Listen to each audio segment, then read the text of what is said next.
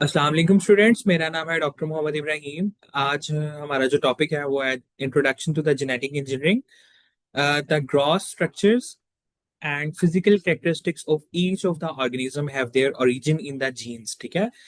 Gross से मतलब होता है कि लाइक नेकेड आई से जो हम लोग स्ट्रक्चर्स देख सकते हैं, यानी कि किसी के फेशियल कैरेक्टरिस्टिक्स, किसी के बालों का कलर या फिजिकल कैरेक्टरिस्टिक्स। ठीक है। जैसे कि उसके जो है कानों की लेंथ कितनी होगी या उसकी आई कलर किस तरह से होगा, जो भी ह्यूमन के ऑर्गेनिज्म के फिजिकल कैरेक्टरिस्टिक्स होंगे। ठीक है। उनका जो ओरिजिन होता है वो जीन, उनके जीन के अंदर ये सारी की सारी इंफॉर्मेशन लिखी होती है, जो कि ट्रांसफर होती है पेरेंट्स से उनके ऑफ स्प्रिंग में। ठीक है। यानी कि पेरेंट्स से वो इंफॉर्मेशन बच्चों के अंदर जो है जीन्स के थ्रू ट्रांसफर होती है, the information for the development.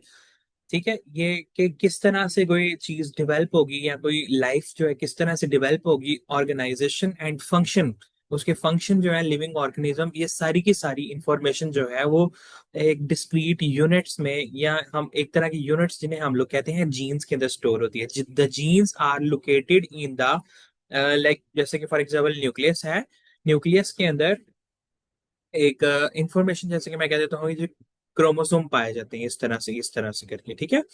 Chromosomes के ऊपर जो है वो जीन पाए जाते हैं। जैसे कि मैं फॉर एग्जांपल ये कह देता हूँ कि जी ये इतना से लेके ये इधर तक जो है ये, ठीक है, ये जो है आई कलर का जीन है। ठीक है। ये आई कलर का जीन है। ये मैं कह देता हूँ ये जो है हेयर कलर का जीन है। ठीक है। यानी कि ये इतना सा ये हेयर कलर का जीन है, ये आई कलर का जीन है। ठीक है। कुछ लोगों के बाल जो होते हैं वो गोल्डन कलर के होते हैं, कुछ के लोगों के ब्लैक कलर के होते हैं। ठीक है। तो इस तरह से डिफरेंट कलर्स के जो है जीन होते हैं। ठीक है। The genes are located in the nucleus. Genes जो होते हैं वो न्यूक्लियस के अंदर पाए जाते हैं। 23 पेयर ऑफ क्रोमोसोम होते हैं, उनके अंदर जीन्स होंगे। ठीक है। ऑफ ईच सेल, हर एक सेल के न्यूक्लियस में पाए जाते हैं in either form of the chromosome, या तो क्रोमोसोम की फॉर्म में पाए जाते हैं या फिर क्रोमेटिन थ्रेड की फॉर्म में। क्रोमोसोम क्या होता है? क्रोमोसोम जो होते हैं ना, वो नॉर्मली सेल के न्यूक्लियस के अंदर, मैं कह देता हूँ फॉर एग्जाम्पल ये सेल है, ये सेल का न्यूक्लियस है। सेल के न्यूक्लियस के अंदर जो है क्रोमोसोम तब अपीयर होते हैं जब सेल डिवीजन होनी होती है। ठीक है। जब सेल ने एक सेल से दो सेल बनने हो। ठीक है। सेल डिवीजन जिसे हम लोग कहते हैं। नॉर्मली ये जो जेनेटिक मटेरियल होता है ये ऐसे क्रोमेटिन, एक थ्रेड, एक धागे की शक्ल में पड़ा होता है, या क्रोमेटिन थ्रेड जिसे हम बोलते हैं। ठीक है। तो ये नॉर्मल अपीयरेंस इसकी इस तरह की होती है। ठीक है। इसके आगे आ जाता है हमारे पास transcription and translation. As mentioned earlier, the process of synthesis of RNA from the DNA, DNA के से आरएनए के बनने के प्रोसेस को हम लोग क्या कहते हैं?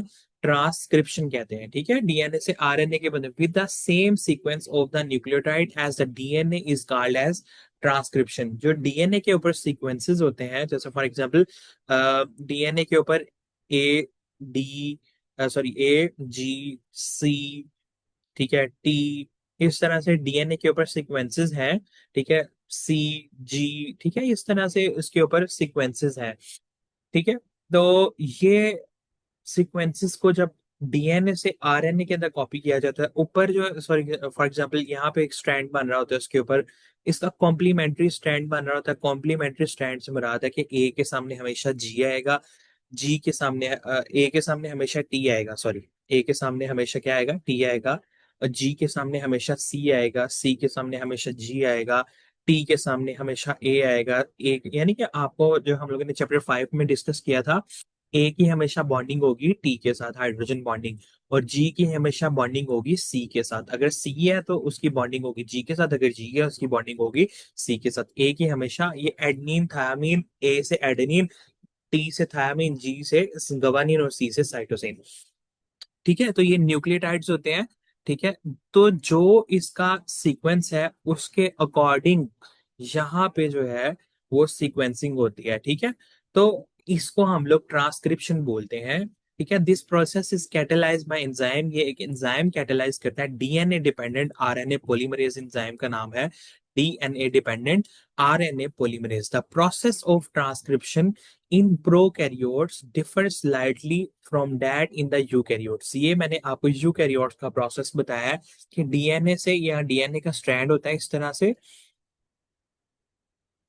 लाइक ये डीएनए का स्ट्रैंड होता है, ये ओपन होता है, ठीक है, तो स्ट्रैंड तो ओपन हुआ हुआ है, ठीक है, इस तरह से, ये इस तरह से ही, तो यहाँ पे स्ट्रैंड ओपन हुआ है और ये आरएनए का स्ट्रैंड अंदर अंदर बन रहा होता है, ठीक है। अब जो प्रोकैरियोट्स के अंदर क्या होता है, प्रोकैरियोट यूकैरियोट्स का प्रोसेस मैंने आपको बताया। प्रोकैरियोट्स के अंदर क्या होता है कि फॉर एग्जांपल अगर ए है और टी है, यहाँ पे जी है और यहाँ सी है, ठीक है, फिर सी है, फिर जी है और ए है, यानी कि इस तरह से ऊपर न्यूक्लियोटाइड्स लगे हुए हैं ना ये स्ट्रैंड के ऊपर, डीएनए के ऊपर। सेम इसी सीक्वेंस के अंदर अगर पहला ए है, फिर टी है, जी है, सी है, सी है, ए है, यानी कि जो इसका सीक्वेंस है वही इसका सीक्वेंस हो, मतलब कि प्रोकैरियोटिक्स के अंदर exact copy of DNA is represented in RNA. जो डीएनए की कॉपी होती है ना, एग्जैक्ट कॉपी आरएनए के अंदर बनाई जाती है और उससे अमाइनो एसिड्स बनाए जाते हैं। ये आगे राइबोसोम के पास जाता है, ठीक है, ट्रांसलेशन के लिए, और राइबोसोम जो है वो हमें प्रोटीन बना के देता है, ठीक है, इस सीक्वेंस के according. Translation is the process of translating the nucleotide sequence. ये जो न्यूक्लियोटाइड का सीक्वेंस है, हर एक, ये जो तीन न्यूक्लियोटाइड हैं, जैसे कि ATG है, CCC है, ठीक है, आगे AG और T होगा, ठीक है, जो भी न्यूक्लियोटाइड का सीक्वेंस है, तीन जो होंगे, हर एक तीन जो है वो किसी एक अमाइनो एसिड को रिप्रेजेंट कर रहे हैं। किसको रिप्रेजेंट कर रहे हैं? हर एक अमाइनो एसिड को रिप्रेजेंट कर रहे हैं, अमाइनो एसिड को रिप्रेजेंट करें, ये एक अलग अमाइनो एसिड को रिप्रेजेंट करें, ये जो तीन है, ठीक है, ये तीन अलग अमाइनो एसिड को रिप्रेजेंट करें। इस तरह से जिस तरह से आगे आगे बढ़ते जाएंगे तो प्रोटीन इस तरह से ऐड होती है कि यानी कि ये पहला अमाइनो एसिड आया, दूसरा अमाइनो एसिड आया, तीसरा अमाइनो एसिड आया, तो ये ट्रांसलेशन का प्रोसेस है कि आरएनए से प्रोटीन के बनने को प्रोसेस को हम लोग ट्रांसलेशन बोलते हैं, ठीक है। This occurs on the ribosome, ये राइबोसोम के ऊपर होता है, जो कि साइटोप्लाज्म में सेल के अंदर प्रेजेंट होते हैं। सेल के अंदर ये न्यूक्लियस होता है, ये पोर्शन को हम लोग साइटोप्लाज्म कहते हैं। यहाँ पे राइबोसोम्स प्रेजेंट होते हैं जो कि आरएनए के सीक्वेंस को, ये आरएनए का सीक्वेंस है, इसको रीड करते हैं और उसके अकॉर्डिंगली अमाइनो एसिड ऐड करते जाते हैं। ट्रांसलेशन जो होती है वो 5 to 3 डायरेक्शन में जाती है, यानी कि डीएनए के दो स्ट्रैंड्स होते हैं, एक 5 to 3 चल रहा होता है और एक 3 to 5 चल रहा होता है। लाइक मैं आपको बताता हूँ, जैसे कि ये डीएनए है, ठीक है, तो एक जो है वो 5 to 3, ठीक है, एक चल रहा होता है, और एक 3 to 5 चल रहा होता है स्ट्रैंड, ठीक है। तो ट्रांसलेशन जो होती है वो हमेशा 5 वाले स्ट्रैंड पे, जो कि एंड पे जाके 3 पे खत्म होता है, ठीक है, इस डायरेक्शन के अंदर चलती है। ट्रांसलेशन हमेशा 5 to 3 वाले से होती है, ठीक है। The RNA moves over the surface of the ribosome, ribosome की शेप इस तरह की होती है, ठीक है, आरएनए जो है वो इसके ऊपर मूव करता रहता है, ठीक है, bringing successive group of the nucleotide, जो कि न्यूक्लियोटाइड के ऊपर इंफॉर्मेशन लिखी होती है उस हिसाब से जो है अमाइनो एसिड, वो किसी एक अमाइनो एसिड को कोड कर रहा होता है और उसको वो ऐड करता जाता है अकॉर्डिंगली, ठीक है, एक प्रोटीन की चेन के अंदर ऐड करता जाता है। इस तरह से ट्रांसलेशन होती है।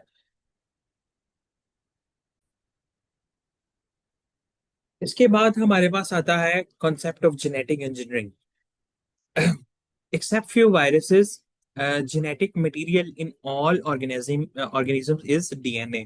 तमाम जितने भी ऑर्गेनिज्म हैं उनका जेनेटिक मटेरियल जो है वो डीएनए है, ठीक है, कुछ वायरसेस को छोड़ के। The process of DNA replication, transcription and translation occur in similar manner in all organisms, ठीक है, जैसे कि हम लोगों ने चैप्टर 5 के अंदर डिस्कस किया था कि सेल का एक न्यूक्लियस होता है, न्यूक्लियस के अंदर, ठीक है, इस तरह से जेनेटिक मटेरियल डीएनए से पहले आरएनए होता है, बनता है। आरएनए जो है वो साइटोप्लाज्म में जाता है राइबोसोम के पास, राइबोसोम के ऊपर आरएनए जो है वो मतलब प्रोटीन सिंथेसिस करवाता है, ठीक है। तो डीएनए से आरएनए के बनने को प्रोसेस को हम लोग ट्रांसक्रिप्शन कहते हैं, और ट्रांसलेशन जो है वो आरएनए से जो प्रोटीन बनती है उसको हम लोग ट्रांसलेशन बोलते हैं, ठीक है। डीएनए रेप्लिकेशन यानी कि डीएनए की कॉपी बनना, अगर सेल डिवाइड करना चाहता है, तो ये तमाम ऑर्गेनिजम्स में सेम तरह से होता है। The genetic codon, the triplet codon, ठीक है, जेनेटिक कोडोन से मुराद ये है यानी कि डीएनए के ऊपर एक सीक्वेंस लिखा होता है, जैसे कि एडनीन, thiamine, guanine, cytosine, cytosine, guanine, एडनीन, guanine, thiamine, ठीक है, साइटोसिन, ये एक पूरा सीक्वेंस होता है। तो ये ट्रिपलेट कोडोन से मुराद ये है कि हर तीन वर्ड्स जो हैं, यानी कि न्यूक्लियो हर तीन न्यूक्लियोटाइड जो हैं, ATG, CCG, AGD, ठीक है, ये आगे सी, ये जो भी होंगे थ्री, ठीक है, ये एक अमाइनो एसिड को रिप्रेजेंट कर रहे होते हैं। और ये तमाम ऑर्गेनिज्म में इनका एक ही मतलब है, यानी कि अगर जो है, जैसे फॉर एग्जांपल मैं कह देता हूँ AUG, ठीक है, इस तरह से एक कोडोन होता है AUG, ठीक है। ये यूरासिल होते हैं, यू से मुराद है यूरासिल होता है, ये RNA के अंदर पाई जाती है। तो AUG से मुराद होता है स्टार्ट, ठीक है, कि प्रोटीन का स्टार्ट हो रहा है, ठीक है। अ, और अगर CCC है, उसका मतलब है कि फॉर एग्जांपल अगर कोई प्रोटीन है, फॉर एग्जांपल मैं आपको इंटरनेट के ऊपर जेनेटिक कोडोन दिखाता हूँ। ओके, ये देखें, फॉर एग्जांपल यहाँ पे हमारे पास CCC है, ठीक है। तो CCC ये प्रोलीन को जो है वो कर रही है, डोनेट कर रही है। CAC यानी कि साइटोसिन, एडेनिन, साइटोसिन, ये तीन कोड हैं, तो ये हिस्टडीन को जो है वो शो कर रही है, ठीक है। CGU आर्जिनिन को शो कर रही है, AGU सीरीन को शो कर रही है, AGG आर्जिनिन। तो हर एक तीन वर्ड्स का जो कोड है वो किसी ना किसी अमाइनो एसिड को रिप्रेजेंट कर रहा है, ठीक है। तो इससे ये तमाम लिविंग ऑर्गेनिजम्स के अंदर जितने भी, बात वो ये कहना चाह रहा था, जेनेटिक कोडोन या जो ट्रिपलेट कोडोन है, ये तीन वर्ड्स का जो कोडोन का सिस्टम है, ये तमाम और एंजाइम जो है, तो ये तमाम ऑर्गेनिज्म में कॉमन है, एक ही जैसे हैं। बेशक वो बैक्टीरिया हो, बेशक ह्यूमन बींग्स हो, the DNA of one organism, एक एक यानी कि ऑर्गेनिज्म का जो डीएनए है, वो अपने करेक्टरिस्टिक्स, अपनी खसूसियात जो है वो दूसरे ऑर्गेनिज्म के अंदर भी शो कर सकता है। यही जेनेटिक इंजीनियरिंग का आइडिया है। फॉर एग्जांपल ह्यूमन का, इसकी लाइव एग्जांपल ये है कि हम लोग जो इंसुलिन प्रोड्यूस करवाते हैं, हम लोग इंसुलिन का जो जीन है ह्यूमन के अंदर पाया जाता है, हम लोग बैक्टीरिया के अंदर इंटीग्रेट करते हैं, बैक्टीरिया फिर हमें इंसुलिन प्रोड्यूस करके देता है, ठीक है। तो एक जीन जो होता है, क्योंकि जीन का कोड जो है, ट्रिपलेट कोड जो है, कोडोन जो है, वो बैक्टीरिया भी रीड कर पाता है, क्योंकि उसके पास भी सारा यही सिस्टम है, और ह्यूमन के पास भी सारा यही सिस्टम है, ठीक है। उसके बाद आ जाता है changes that occur in the DNA molecule. अगर डीएनए मॉलिक्यूल के अंदर कोई चेंजेस होती हैं, कोई म्यूटेशन होती हैं, ठीक है, तो वो जेनेटिक डिसऑर्डर के अंदर ले आती, यानी कि अगर फॉर एग्जांपल यहाँ पे AUG आना चाहिए था, यहाँ यू यू यू आना चाहिए था कोड के अंदर, उसके अंदर कोई और न्यूक्लियोटाइड आ जाता है जिसकी वजह से चेंजेस आ जाते हैं, ठीक है। तो वो जेनेटिक डिसऑर्डर मान जाता है, उसकी वजह से प्रोटीन नहीं सही बन पाती है, ठीक है। यानी कि अगर कोई जेनेटिक कोड के अंदर कोई और चीज इंटीग्रेट हो जाएगी, तो वहां पे चेंजेस आना शुरू हो जाएंगे, ठीक है। तो इसके लिए इंपॉर्टेंट टूल्स है जेनेटिक इंजीनियरिंग के, एंजाइम्स, ठीक है, वेक्टर्स, ठीक है, cDNA, क्लोन बैंक, और जीन लाइब्रेरी और जीनोमिक लाइब्रेरी, ठीक है। एंजाइम्स तो वो होंगे, ठीक है, काफी तरह के एंजाइम्स हैं जिनको हम लोग नीचे डिस्कस करते हैं, ठीक है।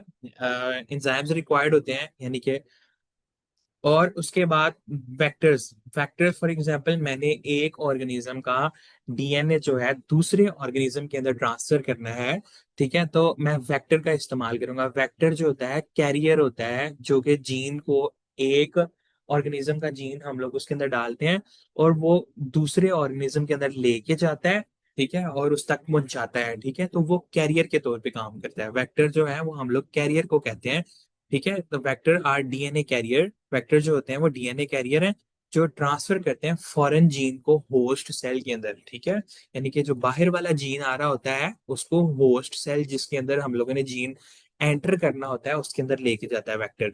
cDNA क्लोन बैंक, ठीक है, कॉम्प्लीमेंट्री डीएनए, सी से मुराद है complementary DNA clone bank, complementary DNA की लाइब्रेरी या उसका बैंक, ठीक है। कॉम्प्लीमेंट्री डीएनए क्या होता है, कुछ हमारे पास ना, लाइक RNA होते हैं, कुछ इस तरह से RNA होते हैं, ठीक है। तो हम लोग उसके ऊपर एक एंजाइम को एक्ट करवाते हैं, लाइक उसके ऊपर एंजाइम एक्ट करते हैं, रिट्रोवायरसेस होते हैं कुछ, ठीक है।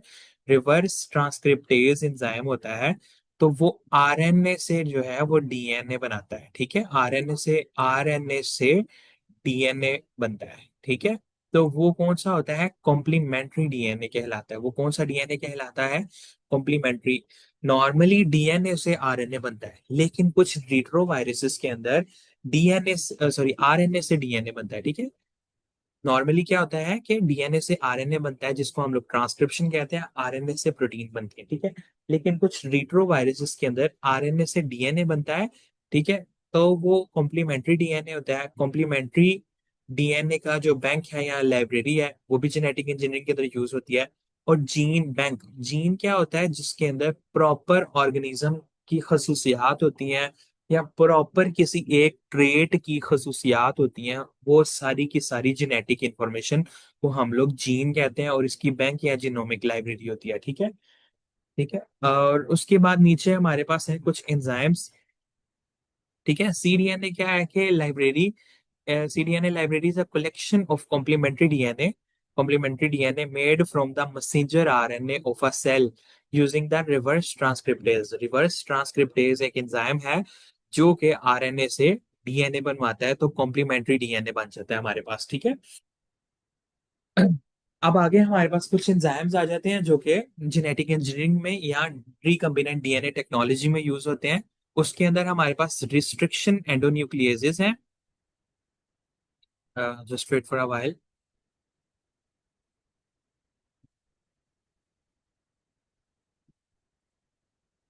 ओके, सबसे पहले हमारे पास आ जाते हैं रिस्ट्रिक्शन एंडोन्यूक्लियेजेस, ठीक है। ये मॉलिक्यूलर सीजर्स के तौर पे काम करते हैं, ठीक है। फॉर एग्जांपल एक ये डीएनए है,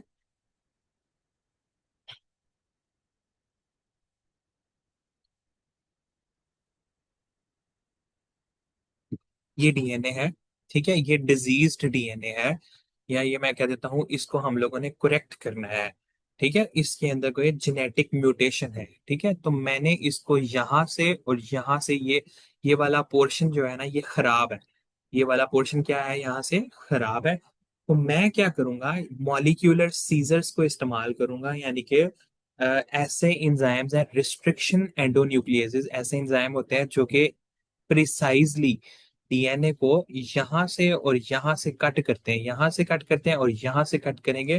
तो ये रिस्ट्रिक्शन एंडोन्यूक्लियसिस का काम है कि डीएनए को दो प्रिसाइज पॉइंट से काटते हैं, ठीक है। क्योंकि मैंने अब जीन की ऑल्ट्रेशन करनी है, या मैंने डीएनए के अंदर चेंजेस करनी है, ये जेनेटिक इंजीनियरिंग है ना, कि हम लोग जो डिजीज्ड जीन है उसको निकाल के करेक्टेड जीन लगाएंगे, सही वाला जीन लगाएंगे, ताकि उस पर्सन के अंदर से बीमारी खत्म हो जाए। तो ये मॉलिक्यूलर सीजर्स के तौर पे काम करते हैं और डीएनए को कट करते हैं स्पेसिफिक पॉइंट से। डीएनए जो है डबल स्ट्रैंड होता है, ठीक है, दो स्ट्रैंड वाला। एसआई न्यूक्लियसेस जो होते हैं, वो सिंगल स्ट्रैंडेड जो है वो डीएनए या आरएनए को कट करते हैं, डबल स्ट्रैंड डीएनए को कट नहीं करते। यानी कि सिंगल स्ट्रैंड कोई भी मॉलिक्यूल होगा इस तरह से करके, ठीक है, एसआई न्यूक्लियसेस उसको कट करेंगे दो दो जगह से, ठीक है। उसके बाद हमारे पास आ जाता है डीएनए लाइगेजेस, ठीक है। डीएनए लाइगेजेस वो वाले मॉलिक्यूल होंगे जो कि, फॉर एग्जांपल, अगर मैंने कोई अपना जीन एंटर कर भी लिया है, सपोज सो, मैं अपना कोई जीन एंटर कर लेता हूँ, करेक्टेड जीन, ठीक है। यहाँ पे मैंने अपना ये जी, फॉर एग्जांपल,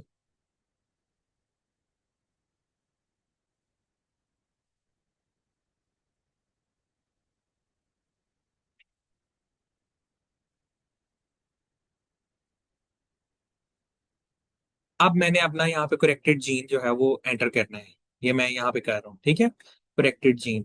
तो ये मॉलिक्यूलर ग्लू की तरह काम करेंगे, और इस पार्ट को और इस पार्ट को जोड़ेंगे, यानी कि यहाँ से और यहाँ से, यानी कि ये मॉलिक्यूलर ग्लू है।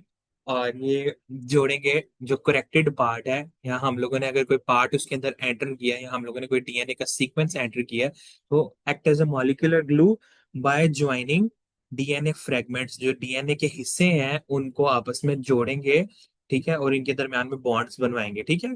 अल्कलाइन फॉस्फेट क्या होंगे, ये फॉस्फेट ग्रुप रिमूव करवाते हैं डीएनए के अंदर से। रिवर्स ट्रांसक्रिप्टेज जो है आरएनए से डीएनए बनवाते हैं, ठीक है। उसको हम लोग कहते हैं कॉम्प्लीमेंट्री डीएनए, जो हम पहले भी डिस्कस कर चुके हैं।